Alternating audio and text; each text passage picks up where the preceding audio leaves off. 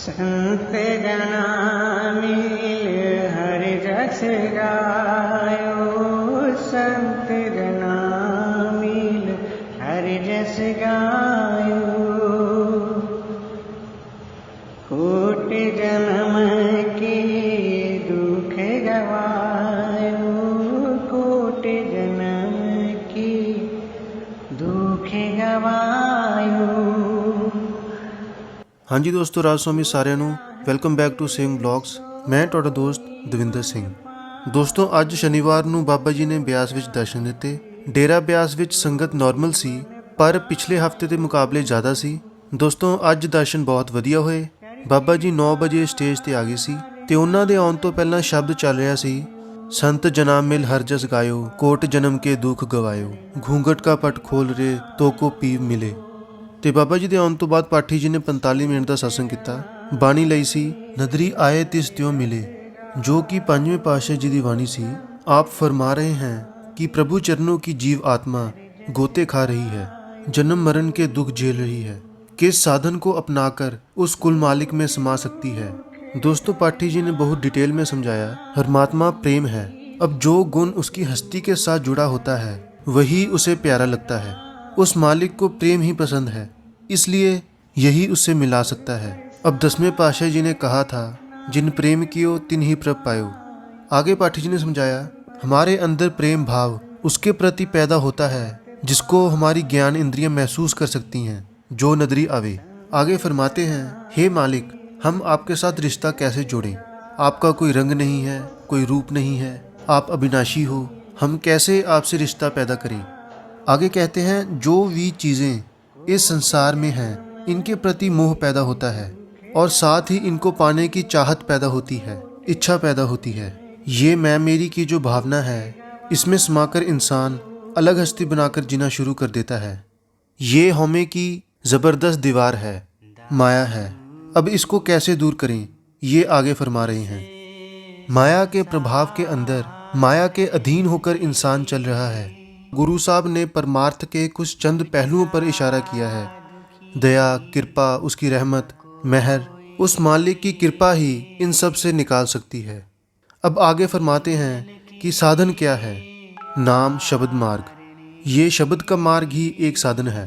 ये उसी एक परमात्मा ने बनाया है, एक मालिक ने, अपने से मिलाप के लिए। इस शब्द मार्ग की रहमत सिर्फ पूर्ण गुरु की संगत से ही मिलती है कि कैसे उस आत्मा की लिव उस मालिक से जोड़नी है। ये संतों की दया से ही पता लगता है।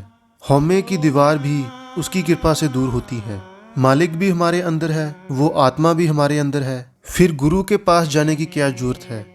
तो आप समझा रहे हैं कि संतों के पास जाकर हमें पता चलता है कि क्या क्या रुकावटें दूर करनी है और कैसे दूर करनी है और क्या करना है।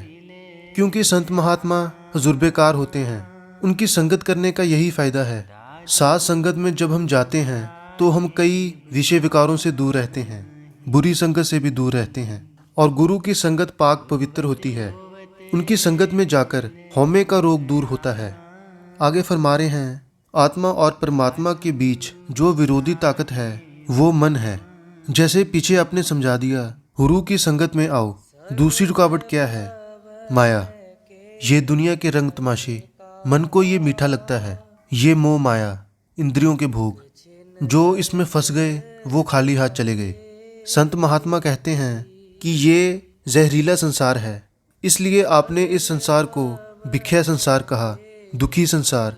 ये जहरीला है, इसका पारावार नहीं पाया जा सकता। आगे समझा रहे हैं कि जिस मालिक ने इस माया को बनाया है उसी ने इससे निकलने का साधन भी बताया है। वो मालिक खुद इस जीव आत्मा को यहाँ से निकालता है और जरिया भी बनाया है।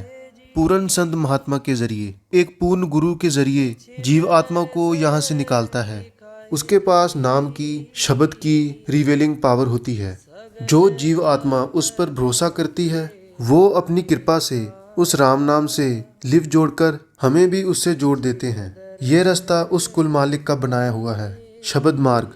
आगे पाठी जी ने फरमाया, आप माया के हरवाफ की तुलना हवा से कर रहे हैं। जो पवन है, जब ये चलती है इसके जुलारे तो ये मीठी लगती है और हम सोए रह जाते हैं, कोई भी इससे बच नहीं पाया। ये माया तीनों लोकों में फैली है, कोई भी इससे बच नहीं पाया। इस माया से पैदा होती है हमारी इच्छा, काम, क्रोध, लोभ, मोह, अहंकार। ये विकार इस माया से ही पैदा होते हैं। माया के हवन जुलारे। इंद्र भी इसी माया में फंसकर ऋषि दुर्वासा की पत्नी पे मोहित हो गया और उसी माया के वश आकर ऋषि दुर्वासा ने उस क्रोध में आकर इंद्र को श्राप दे दिया। आगे कहते जो मालिक के प्यारे हैं वो इस माया के जो प्रभाव है उससे प्रभावित नहीं होते, इससे दूर रहते हैं। कोई भी ऐसा नहीं मिलेगा जिसको सुख ही सुख मिले हों और दुख ना मिला हो, और कोई भी ऐसा नहीं मिलेगा जिसको केवल दुख ही दुख मिले हों और सुख ना मिला हो। लेकिन जो मालिक के प्यारे हैं वो उस परमात्मा के हुक्म में खुश रहना सीख जाते हैं। फिर चाहे दुख है या सुख, वो अपने गुरु के हुक्म में खुश रहते हैं। वो चाहे जिस मर्जी हालात में रखे।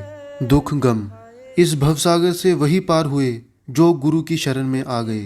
आगे गुरु साहब इस माया को एक भयानक अजगर की तुलना करके समझा रहे हैं। आप फरमा रहे हैं कि सारी दुनिया इस माया की होमे की आग में जल रही है। किसी को कोई खबर नहीं कि मालिक ने ये शरीर किस लिए बख्शा था और इस दुनिया में क्यों भेजा था, क्या लक्ष्य था। आगे कहते हैं कि जितने भी ये पुण्यदान जप तप आदि हैं ये हमें उस अवस्था तक नहीं पहुंचा सकती। और हम कैसे पहुंच सकते हैं? गुरु की दया से, गुरु की महर से। नाम भक्ति यही एक तरीका है इस दुनिया से मुक्त होने का। नाम की भक्ति करके हम उस अवस्था तक पहुंच सकते हैं और ये चीज़ उस कुल मालिक की रहमत से ही मिलती है। और जिसे मिली है उसको कदर नहीं, वैल्यू नहीं। जिसको आसानी से मिल गई, जिसके पास नहीं है वो तरस रहा है। आगे कहते हैं उस नाम को अनमोल रत्न कह के समझाया है। गुरुगर ने इसको हीरा कहा है। इसकी कोई कीमत आकी नहीं जा सकती। नाम अमोलक रत्न है पूरे सतगुरु पास। ये सतगुरु के उपदेश पर चलकर ही मिलता है। यही गुरु की असल सेवा है, नाम भक्ति। मालिक ने उस नाम की दौलत हमारे अंदर रखी है, लेकिन अपने आप उसे नहीं पाया जा सकता। केवल गुरु के उपदेश पर चलकर ही, उसकी कृपा से ही उसे पाया जा सकता है।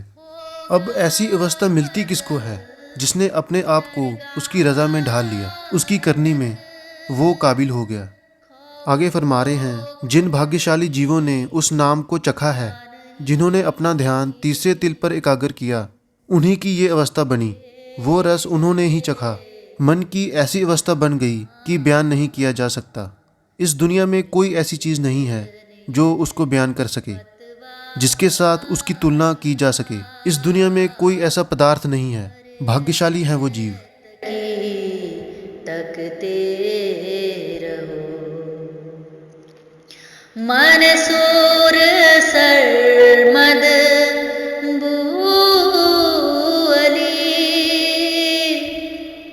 और शम्स मौलाना हुए, पहुँचे सभी इस राह से। ਤਾਂ ਦੋਸਤੋ ਅੱਜ ਇਹ ਨਿਊਜ਼ ਸ਼ੇਅਰ ਕਰਨੀ ਸੀ ਤੁਹਾਡੇ ਨਾਲ। ਵੀਡੀਓ ਕਿਹੋ ਜਿਹੀ ਲੱਗੀ ਤੁਹਾਨੂੰ ਤੁਸੀਂ ਕਮੈਂਟ ਕਰਕੇ ਦੱਸ ਸਕਦੇ ਹੋ ਤੇ ਇਹੋ ਜਿਹੀ ਅਪਡੇਟਸ ਲਈ ਤੁਸੀਂ ਚੈਨਲ ਨੂੰ ਸਬਸਕ੍ਰਾਈਬ ਵੀ ਕਰ ਸਕਦੇ ਹੋ। ਦੋਸਤੋ ਸਾਡੇ ਵਾਸਤੇ ਇੱਕ ਬਹੁਤ ਇਤਿਹਾਸਿਕ ਜਗ੍ਹਾ ਵਾ, ਉਹ ਦੇਖਣ ਲਈ ਤੁਸੀਂ ਇਸ ਵੀਡੀਓ ਤੇ ਕਲਿੱਕ ਕਰ ਸਕਦੇ ਹੋ। ਬੜੇ ਮਹਾਰਾਜ ਜੀ ਤੇ ਸਰਦਾਰ ਬਹਾਦਰ ਜੀ ਦੀ ਕੋਠੀ। ਮੈਂ ਤੁਹਾਡਾ ਦੋਸਤ Davinder Singh. Take care, bye bye.